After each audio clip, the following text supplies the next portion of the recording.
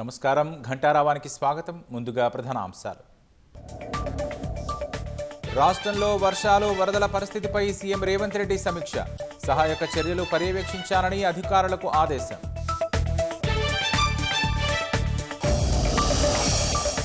కామారెడ్డి జిల్లాలో భారీ వర్షానికి స్తంభించిన జనజీవనం. ఇళ్లు ఖాళీ చేసి సురక్షిత ప్రాంతాలకు వెళుతున్న పలు గ్రామాల ప్రజలు. 2 రోజులుగా జల దిగ్బంధంలో మెదక్ జిల్లా దూప్ సింగ్ తండా. తాగడానికి నీళ్లు, ఆహారం అందక ఆకలితో అలమటిస్తున్న గిరిజనులు. భారీ వర్షాలతో నిండు కుండలను తలపిస్తున్న జలాశయాలు. వరదకు అనుగుణంగా గేట్లెత్తి నీటిని విడుదల చేస్తున్న అధికారులు.